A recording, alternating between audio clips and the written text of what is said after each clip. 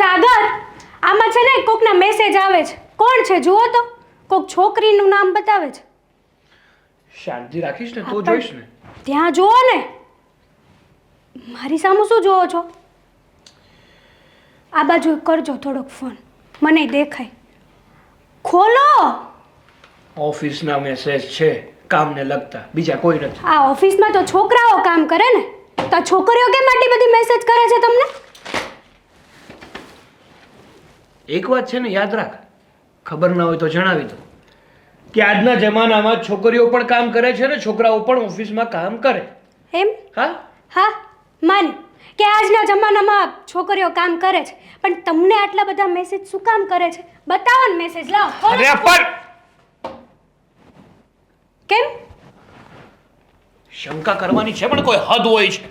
સાચું કીધું એટલે સારું ન લાગ્યું તમને? નહીં બતાવી દો ને. તો તમે સાચા છો તો મેસેજ બતાવી દો કે જોઈ લે, મારે કાંઈ એવા આડાઅવળા સંબંધો નથી. પણ તને ભરોસો નથી મારા પર.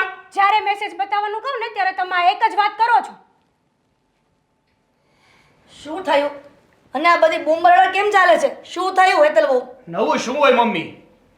રોજની એક જ તો મગજમારી હોય છે. બરાબર છે, તમારા છોકરાને રોજ રોજ કોક નવી નવી છોકરીઓના મેસેજ આવે.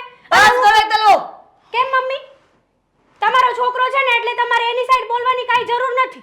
મારો છોકરો છે વાત બરાબર છે, પણ જે ઘણા વખતથી તમે જે શંકા કરો છો મારા દીકરા પર એ ખોટી છે. અને શું ફાયદો છે આ લગ્ન જીવનમાં શંકા કરવાનો? મમ્મી, ભરોસા નામની તો ચીજ નથી. જ્યારે જુઓ ત્યારે બસ શંકા શંકા શંકા, એના સિવાય બીજું તને કઈ આવડે છે? તો પછી બતાવી દે ભાઈ, ક્યાં ગયા તા, શું ગયા તા, કોના મેસેજ છે. જે કાંઈ પણ પૂછું ને બધી વાતને ઇગ્નોર કરો છો તમે. પતિ છું તારો, નોકર નહીં. આ તો હું પણ પત્ની છું તમારી, નોકરાણી નહીં. સવાર સવારમાં આવી રીતે ઘરમાં કંકાસ કરો એ સારું નથી હેતલ બહુ. લોકો સવારમાં ઉઠીને ભગવાનના નામ લે છે ને તમે લોકો એટલે તમે જ મારા દીકરાને વારંવાર ટોર્ચરિંગ કરો છો.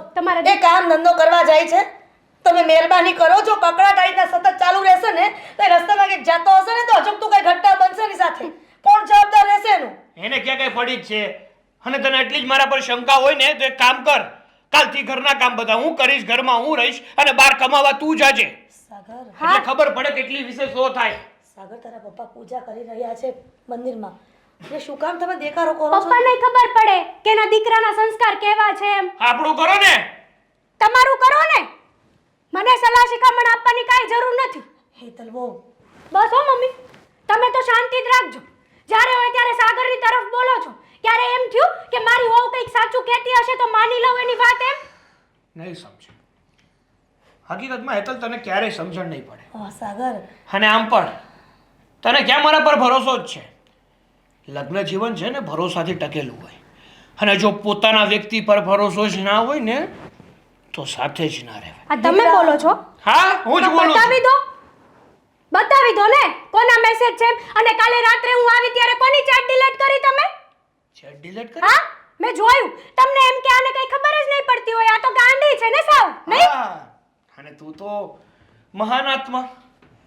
જ્યારે જો ત્યારે બસ મારા પર જ નજર રાખવાની કે પોતાનો પતિ શ્વાસ લઈને તોય આખો શ્વાસ લીધો કે અડધો, જો અડધો શ્વાસ લીધો હોય ને તો રૂંધી જ નાખું ને મારી જ નાખું ત્યાં ને ત્યાં. બસ જ્યારે હોય ત્યારે મારો જ વાંક કાઢો. જાવા દે ને. નથી કરવી તારી સાથે લફડાજી. હાથ ઉપાડવાની કોશિશ કરે છે.